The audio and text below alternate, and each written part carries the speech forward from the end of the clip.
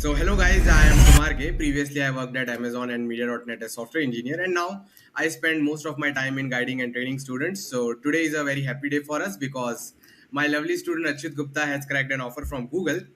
So it's going to be a brilliant podcast where we are going to discuss some many tips and tricks on how to crack Google OA and Google interview because many students are trying to get into Google. So hello guys with the name of God Ram Ram. आज हम Google में online assessment के लिए जो data structures and algorithms का जो coding question पूछा गया था वो सॉल्व करने वाले हैं। 2027 ग्रेजुएट को ये क्वेश्चन पूछा गया था। 60 LPS CTC कैमरा ऑन था, इसलिए बच्चा क्वेश्चन के फोटो नहीं खींच पाया, but as per the person's memory ये रहा question. Okay. Hi everyone, this is Yashasvi. I am a third year college student and I've recently cracked Google internship. I did a step internship in this summer, which is 2025, but I got a PPI and I'll be returning again in 2026 as a SUI intern at Google. तो बहुत सारे बच्चे tyre 1 और tyre 2 colleges में Google का on campus online assessment दे रहे हैं labs के अंदर। तो जितना उनके मेमोरी से याद रहता है वही है हमारे पास यहाँ पर, ठीक है। और ऑफ कैंपस अगर आप दे रहे हो तो भी कैमरा प्रॉक्टोर्ड है। तो क्वेश्चन अच्छी बात है कि हमारे पास स्टूडेंट के मेमोरी के हिसाब से है, तो आप पढ़ सकते हो क्वेश्चन। ऐसे जनरली पढ़ोगे ज़्यादा कुछ समझ नहीं आएगा। इस क्वेश्चन को मैं आपके लिए इजी कर दूंगा थ्रू एग्जाम्पल्स। तो चलो हमारे डॉक्यूमेंट की ओर चलते हैं, ठीक है। We always start everything with the name of God Ram Ram. तो चलो, मुझे पता है आप लोग का टेंशन स्पेन कम है, यहाँ तक आप लोग वीडियो नहीं देख पाए होंगे, तो मुझे बताना बाइसेप फ्लेक्स कौन से टाइम स्टैम्प पे हुआ था।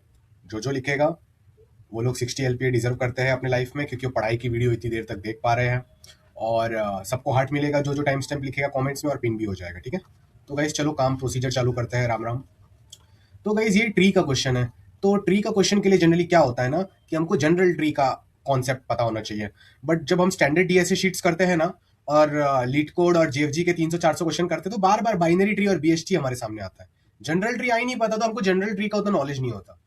तो जनरल ट्री के न्यू और हार्ड क्वेश्चंस कैसे करने हैं टेंशन मत करिए, आप मेरा फ्री कोर्स कर लो तो आपको सब समझ आ जाएगा। तो ये है हमारा pre requisite course.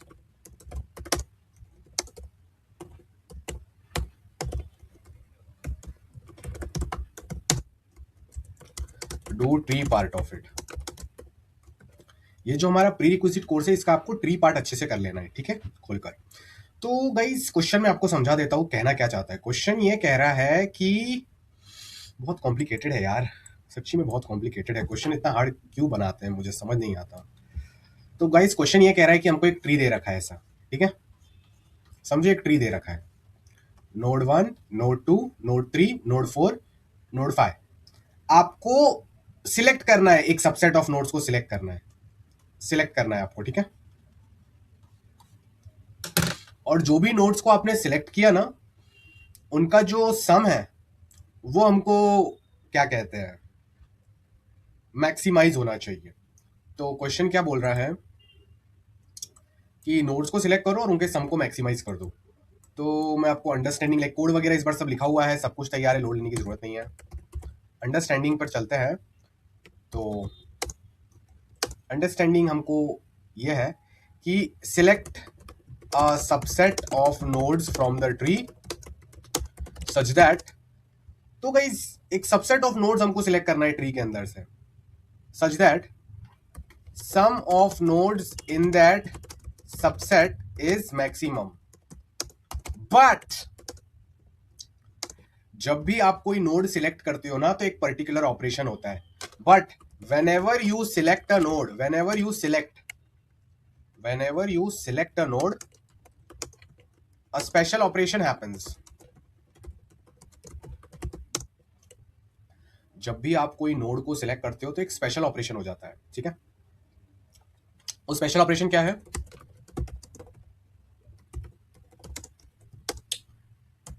All the neighboring node values decreases by D. Okay. और गाइस और एक चीज याद रखना कि हर नोड की जो वैल्यू है वो पॉजिटिव नेगेटिव कुछ भी हो सकती है, बट जो डी दे रखा है इनपुट में वो गारंटीड नेगेटिव ही होगा। आई मीन जो डी दे रखा है वो है पॉजिटिव, बट आप -D करोगे तो -D का नेगेटिव इफेक्ट होने वाला है। तो what I will try to say is कि आपको ये क्वेश्चन में ये चीज याद रखनी है कि क्या कहते हैं, D will always be greater than 0 and the node values जो a ऑफ i है कैन इधर बी पॉजिटिव और नेगेटिव। ठीक है, इतनी चीज आपको क्लियर हो गई, आपको समझ में आ गई, great job, really love you guys. अब मेरी बात समझिए आप, ठीक है, बहुत हार्ड क्वेश्चन है, कोई बात नहीं, फिर भी हम कर लेंगे, हम कुमार के स्टूडेंट हैं। तो बात क्या है, बात भयंकर है भाई, बिल्लू भयंकर। तो देखो हर नोड की वैल्यू दे रखी है और कुछ डी वैल्यू भी दे रखा है, तो समझो डी का वैल्यू होता 1, ठीक है, और ये नोड की वैल्यूज को नोड 1 का वैल्यू 1 मान लो, 2 मान लो, 3 मान लो, 4 मान लो, 5 मान लो, ठीक है। समझो इस ट्री के अंदर आप दो नोड्स को सिलेक्ट करते और उसी को अपना बेस्ट आंसर घोषित करते। समझो आपने नोड 4 को सिलेक्ट किया, आपने नोड 5 को सिलेक्ट कर दिया, ठीक है, तो आपका आंसर क्या होता, नोड 4 को सिलेक्ट किया है तो वैल्यू क्या है 4, नोड 5 को सिलेक्ट किया है वैल्यू क्या है 5, आंसर क्या आता 9। बट जब आपने नोड 4 को सिलेक्ट किया तो नोड 4 से कौन कौन से नेबरिंग नोड्स है उनकी वैल्यू -1 हो जाएगी। तो ये नोड दिख रहा है जिसकी वैल्यू 3 है, इसमें -1 करो ये 2 हो जाएगा, समझे। और जब नोड 5 को आपने सिलेक्ट किया तो नोड 5 का नेबरिंग नोड कौन है, यही है, इसमें और एक माइनस हो जाएगा, ये 1 बन जाएगा, नोड नंबर 3 की वैल्यू 1 हो जाएगी और आंसर क्या आ गया 9। अब आप बोलोगे कि सर हमने वो दो नोड सिलेक्ट किए, उनका सम हमारे पास आ गया, बाजू के नोड्स की वैल्यूज कम हो रही है, इससे हमको क्यों फर्क पड़ना चाहिए सर। बात आपकी एकदम सही है, अगर आप नोड 4 और नोड 5 को नॉन एडजेसेंट नोड्स को सिलेक्ट करोगे तो कोई फर्क नहीं पड़ेगा, बात सही है। अब तक हमने ये डिस्कस नहीं किया कि ये ट्री में बेस्ट आंसर क्या होना चाहिए, मैं तो एक पॉसिबिलिटी दिखा रहा हूं, अगर नोड 4 नोड 5 को सिलेक्ट करोगे तो आंसर 9 आता। ओके सर, क्या होता अगर मैं नोड 3 4 5 को सिलेक्ट करता, तो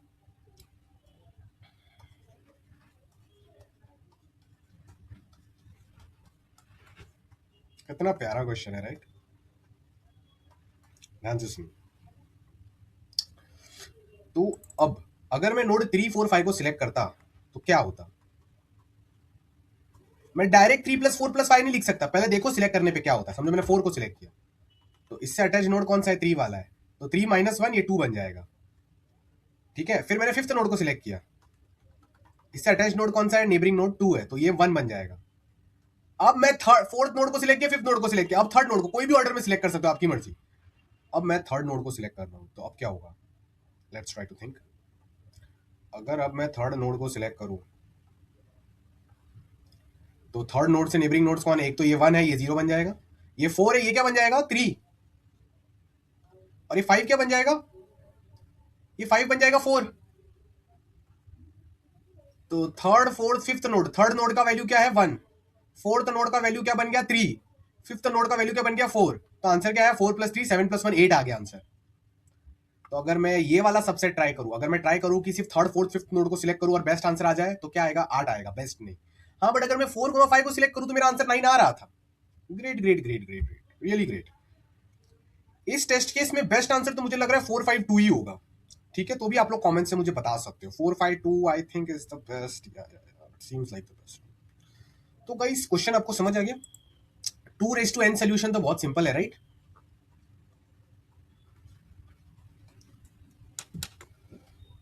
सेकंड बाइसेप फ्लेक्स के टाइम स्टैम्प के साथ आप लोग को लिखना है कमेंट्स में कि O ऑफ 2n सोल्यूशन क्या है।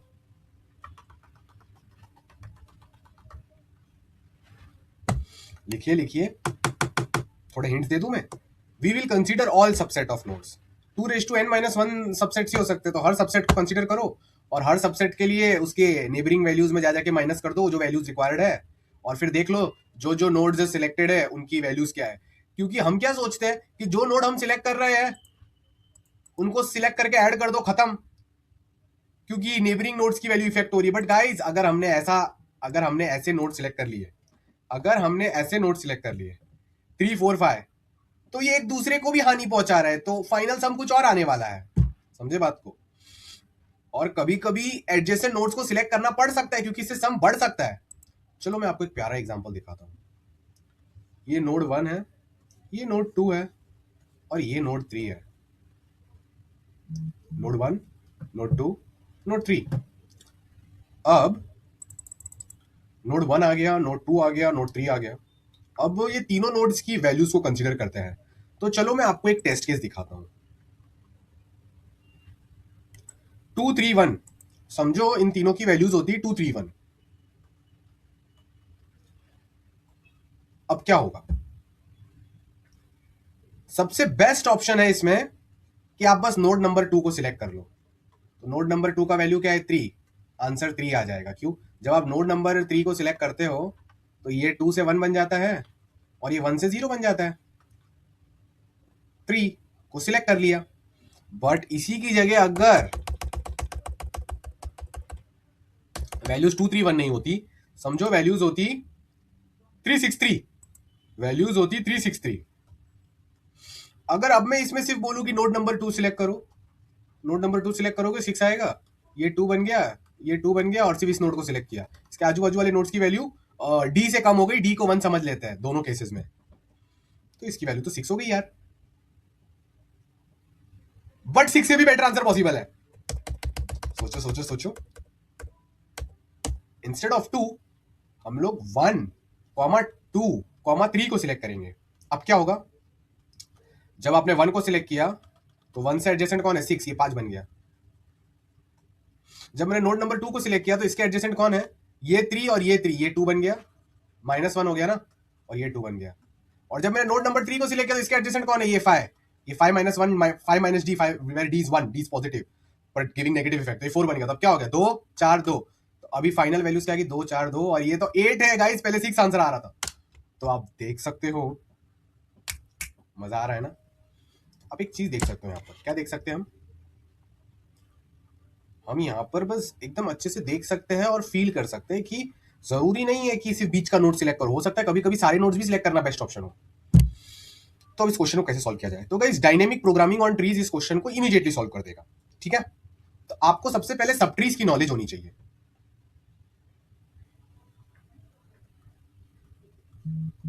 सब ट्री की नॉलेज होनी चाहिए और बॉटम अप डीएफएस डीपी की नॉलेज होनी चाहिए। ओके, तो ये दोनों की नॉलेज जितनी होगी उतना सही है। क्लियर?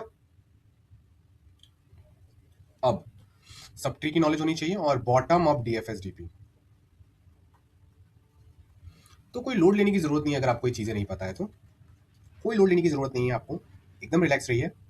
ये दोनों मेरे फ्री कोर्स में कवर्ड है, तो आप मेरा फ्री कोर्स कर लेना।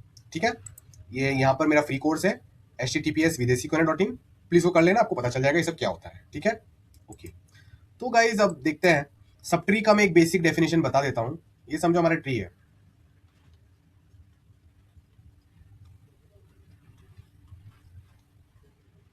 तो सब ट्री का मतलब क्या होता है? सब ट्री ऑफ 3 मतलब नोड नंबर 3 पे अगर मैं चादर उड़ा दूं तो क्या होगा? अगर नोड नंबर 3 पे चादर उड़ा दूं तो क्या होगा?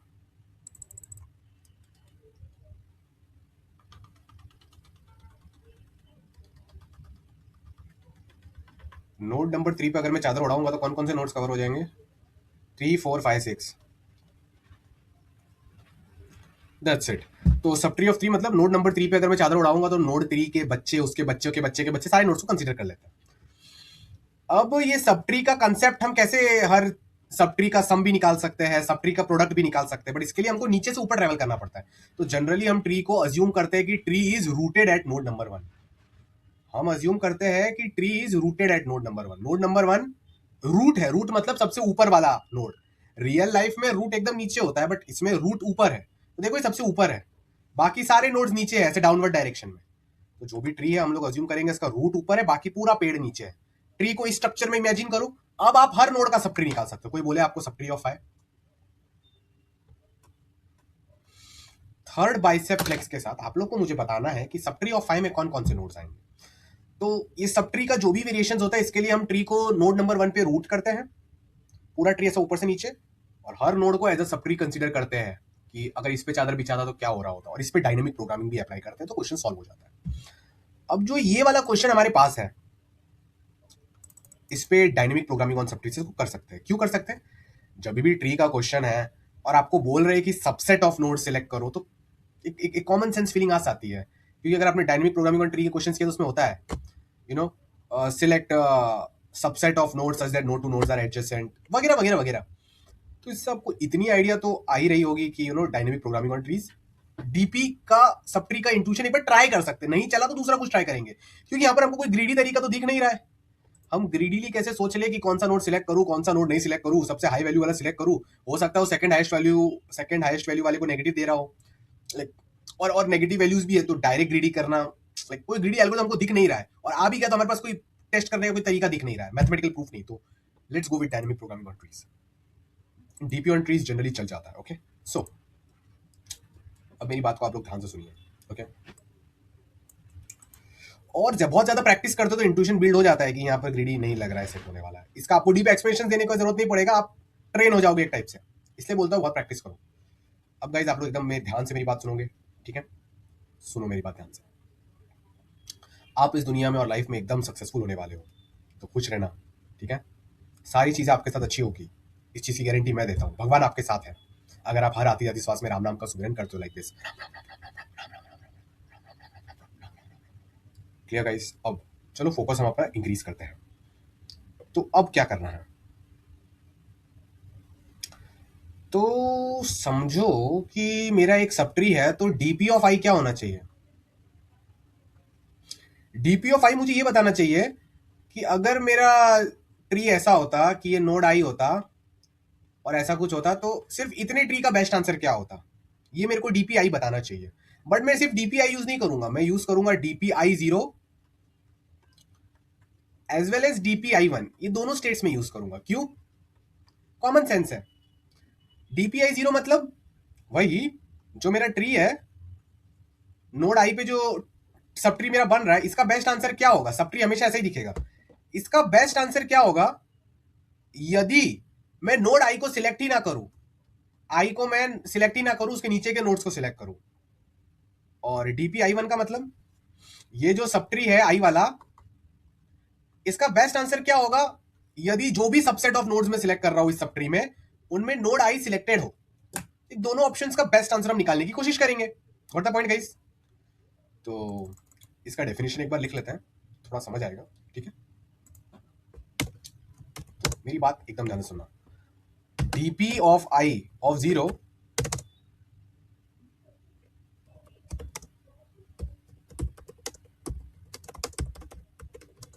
best subset sum of selected nodes which come under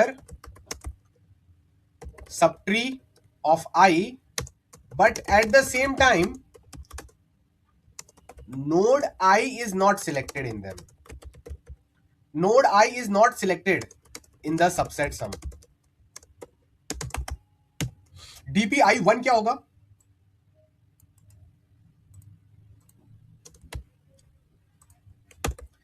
Best subset sum of selected nodes which come under subtree of I, but at the same time node I is forcefully selected in the subset sum. Final answer क्या होगा बाद में discuss करेंगे, but चलो अब मैं आपको visually कुछ चीजें दिखा देता हूँ, आपको विजुअली बहुत ज्यादा एंजॉयमेंट होगा। तो समझो ये आपका ट्री है भाई, ठीक है? ये है नोड 1, ये है आपका नोड 2, ये है नोड 3, ये है नोड 4, और इनकी वैल्यू मान लेते हैं 1 2 3 4। तो डीपी आई डीपी 3 0 क्या होगा? फोर्थ बाइसेप फ्लेक्स के साथ आप लोग को आंसर लिखना है कमेंट्स में, ताकि आपका अटेंशन स्पैन पड़े। मैं आपको एक बहुत अच्छे से सिखा रहा हूं, तो आप पढ़ाई करके समझिए। सो डीपी 3 0 क्या होगा? डीपी 3 0 का मतलब अगर मैं ये वाला सब ट्री कंसीडर करूं,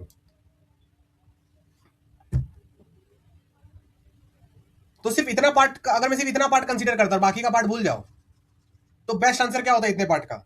सच that node 3 is not selected. Node 3 select ही नहीं करो तो 0 आंसर आने वाला है। So what will be DP 3 1? Fifth bicep flex के साथ कमेंट्स में इसका आंसर लिखना, DP 3 1 equal to best answer इस पार्ट का सच दैट नोड 3 सिलेक्टेड है। नोड 3 का वैल्यू क्या है? 3। तो गाइज आई होप आपको लीव्स के लिए आंसर पता चल गया होगा। लीफ यानी ट्री के ऐसे नोड्स जिनका नीचे कोई बच्चा नहीं है, उसका आंसर निकालना बहुत जीरो है, बहुत सिंपल है। DP of I of 0 is 0, DP of I of 1 is value of the node I if that node is a leaf. Okay, अब बड़े बड़े सब ट्रीज के लिए आंसर कैसे निकालना है वही थोड़ा सा चैलेंजिंग हो जाता है। तो चलो लीफ के एक लेवल ऊपर चले जाते हैं। समझो ये बहुत बड़ा ट्री है, नोड नंबर 1 है ये। अब मैं पूरा ट्री का डायग्राम नहीं बना रहा हूं, बट आप समझो बहुत बड़ा ट्री है और इसके इधर नीचे की तरफ नोड आई आ रहा है। कौन सा नोड है ये? नोड आई आ रहा है, ठीक है? कोई मुझे बोलता है इसके दो बच्चे हैं C1 C2, और उसके नीचे कुछ भी नहीं है, अज्यूम कर लेते हैं, ठीक है। कोई मुझे बोलता है कि भाई डीपी आई 0 बताना, तो क्या करोगे? ये वाले सब ट्री का, ये जो भी सब ट्री क्रिएट हो रहा है, ओके, ये जो भी सब ट्री क्रिएट हो रहा है, इसका बेस्ट आंसर बताओ कौन से नोड सिलेक्ट करने चाहिए सच दैट नोड आई सिलेक्टेड नहीं है। तो गाइस कॉमन सेंस है, नोड आई सिलेक्टेड नहीं है तो अभी कौन सा ऑप्शन रह गया? दो ही ऑप्शन रह गया, एक तो ये वाला और एक तो ये वाला। तो ये मेरा सब ट्री, मेरे मैं अपने माइंड में इमेजिन कर सकता हूं, मेरे को बेस्ट आंसर निकालना है ये सब ट्री का, बट नोड आई सिलेक्टेड नहीं है, तो नोड आई तो सिलेक्टेड नहीं है, ओके चिल है, सब मजे में चल रहा है, नोड आई सिलेक्टेड है ही नहीं। तो दो ही ऑप्शन है, या तो जो चिल्ड्रन सब ट्री दिख रहा है C1 वाला, या तो उसको सिलेक्ट करो या तो मत करो, हो सकता है नेगेटिव हो, और C2 को या तो सिलेक्ट करो या तो मत करो। तो DPI 0 is nothing but maximum of DP C10 comma DP C11 plus DP C20 comma DP C21। और ये बड़े बड़े सब ट्रीज के लिए भी ये फॉर्मूला काम करेगा, मतलब जितने भी चिल्ड्रन सब ट्री है ना, बेस्ट सम इस चिल्ड्रन सब ट्री से क्या आ सकता था, सच दैट जो चाइल्ड नोड उसके टॉप पे वो सिलेक्ट हुआ था या फिर ना हुआ था, दैट इज डीपी C10 यानी क्या, ये वाले पार्ट का best answer such that C1 selected नहीं था, डीपी C1 यानी ये वाले पार्ट का best answer such that C1 selected था। तो इन दोनों में से कोई एक ऑप्शन हम यहां से उठा लेंगे, और दूसरे ब्रांच के लिए best answer such that C2 was not selected, और the best answer of this part such that C2 was selected. और एक अच्छी बात क्या है, C1 C2 सिलेक्ट हो रहे हो या नहीं सिलेक्ट हो रहे हो, उससे नोड आई को कोई फर्क नहीं पड़ेगा। समझो C1 सिलेक्ट हो रहा था तो नोड आई तो इसका एडजेसेंट है, तो इसमें माइनस डी लगना चाहिए था। समझो C2 सिलेक्ट हो रहा हो तो इधर माइनस डी लगना चाहिए था, पर हम माइनस डी लगा ही नहीं रहे, क्यों? क्योंकि नोड आई को इंक्लूड ही नहीं कर रहे, तो भले ही उसका नुकसान हो रहा है, उसका उसको कॉमन सेंस है, ये आपका नोड आई है, ये आपका नोड C1 है, ठीक है। अगर आपने C1 को सिलेक्ट कर लिया तो आपका आंसर क्या होगा, जो भी C1 नोड की वैल्यू थी वो होगा। C1 ने नोड आई को माइनस डी दे दिया, पर ये कंसीडर करने की जरूरत ही नहीं है क्योंकि हमने अपने आंसर में आई को सिलेक्ट नहीं किया है। अगर आई को सिलेक्ट करते तो हमको सोचना पड़ता कि कितना नेगेटिव इफेक्ट ऊपर पड़ रहा है, समझे? ओके गाइस, तो ये वाला केस तो अच्छे से डिस्कस हो गया, इसको एक बार मैं डॉक में भी लिख लेता हूँ आप लोग के लिए। तो क्या कहते हैं, you know DP I 0 for a leaf, तो बेस केसेस हमने ऑलरेडी डिस्कस कर लिए हैं। DP I 0 is nothing but max of DP C10 comma DP C11 plus max of जितने भी चिल्ड्रन हैं सबको DP C20 comma DP C21 plus, ऐसा करते करते काम बन जाएगा, ठीक है, जितने भी उसके बच्चे हैं। Calculate the above values carefully for leaves of the tree. एक बार लीव्स के बेस केसेस हो गए तो डीपीआई 0 तो डन है। डीपीआई 1 बहुत इंटरेस्टिंग है, ये भी ऐसा ही होगा, max of something plus max of something plus, पर डीपीआई 1 बहुत इंटरेस्टिंग है। तो चलो डिस्कस करते हैं क्यों। अब समझो ऐसा ही एक बड़ा ट्री हमारे पास फिर से आ गया है, ठीक है, ठीक है। इस बार क्या सीन है कि इस बार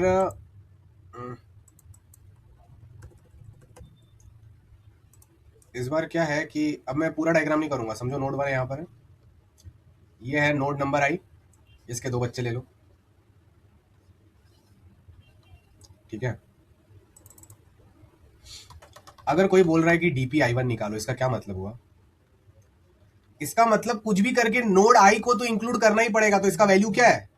इसका वैल्यू है समझो ए ऑफ आई, तो डीपीआई 1 में ए ऑफ आई तो आएगा ही आएगा, बाकी सब बात की बात, ओके। तो DP of I1 is A of I तो आएगा ही आएगा, आई तो नोड इंक्लूड हो गया, ठीक है। अब देखते हैं क्या होगा अगर मैं सब ट्री को इंक्लूड करूं या ना करूं, ये इसी चीज में लोगों को प्रॉब्लम हो रही थी। तो मेरी बात को ध्यान से आप लोग समझने की कोशिश करना है यहाँ पर, ठीक है, ओके। तो अगर मैं ये इसको सिलेक्ट कर लिया, अब नीचे का क्या ऑप्शन है, समझो मैंने नोड C1 को सिलेक्ट डीपी C1 0 के साथ अगर मैं जाऊं तो क्या होगा?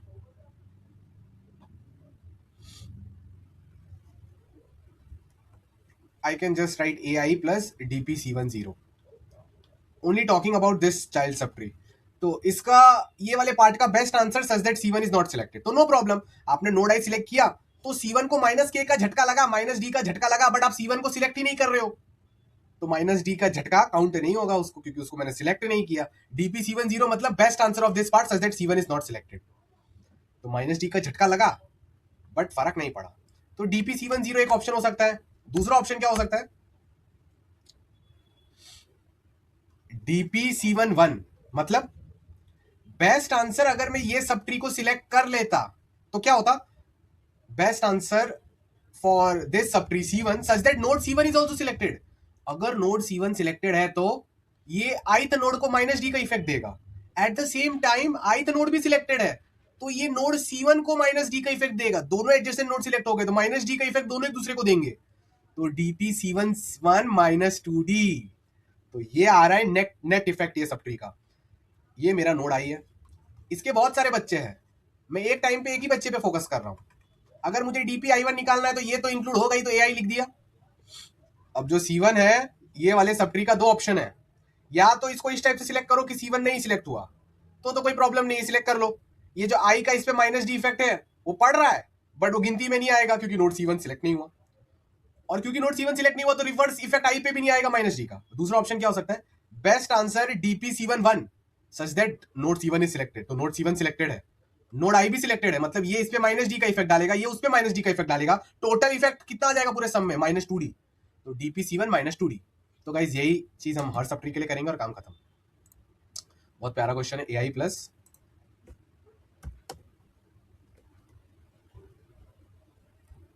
DPI C1 minus 2 times D,